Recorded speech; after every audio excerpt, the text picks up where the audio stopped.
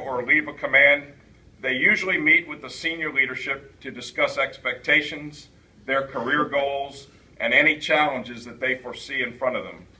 A couple of weeks ago, I got to sit down with Ken, and I learned that despite his vast array of useful skills that we just heard of from Captain Gerrans, he's not much of a carpenter. He's also a South Carolina Gamecock fan, but right now, for the next hour, we're not going to hold that against him. Ladies and gentlemen, Ken joined the Navy on a Friday at a recruiting station, and he shipped out to boot camp the following Monday morning. Prior to his decision, as I understand the story, Ken, I guess you'll correct me if I have this wrong, but prior to his decision to join the Navy, he worked with a family member who was a carpenter. Is that right? Your uncle? No, I was just at the beach working as a carpenter. But with a family member? Who was the carpenter? My grandfather. Your grandfather. Okay. Well, one day, his grandfather said, "Young man, get over here. Hold out your hands." So Ken dutifully held out his hands in front of his grandfather. And Ken obliged.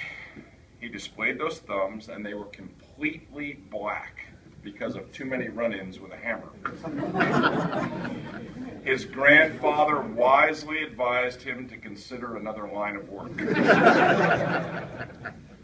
30 years, 2 months, and 1 day later, his naval career is coming to an end, but the mentorship, leadership, and technical expertise that Ken offered to our Navy will transcend generations of sailors who answer the nation's call every day to serve our country.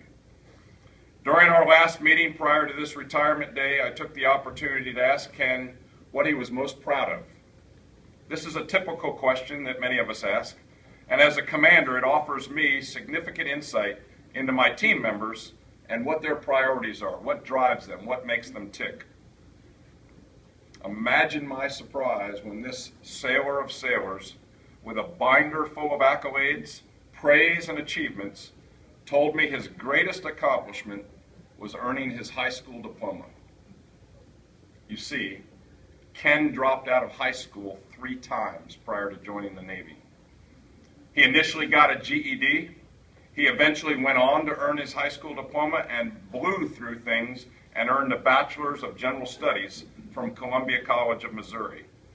Ladies and gentlemen, it's that kind of perseverance, this unrelenting drive for success and achievement, that took Seaman Gulledge to Senior Chief Gulledge and eventually to Chief Warrant Officer for Gulledge. His inspiring ability to overcome hardships and adversity has made him an exceptional member of our Navy team and an influential leader on my 4th Fleet team. Warrant Gulledge gave his heart to our Navy, and the Navy's better for it, Ken. Today, we humbly thank you for your dedication and service, and we recognize your commitment, which was truly extraordinary and heartfelt. Ken leaves the Navy better than he found it, by virtue of his inspirational leadership, your technical acumen, and his ability to connect with sailors from every possible background.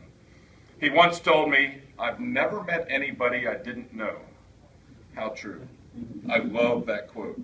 I wish I could say the same, but I don't think any of us can say the same. None of us can be Ken Gulledge, bigger than life.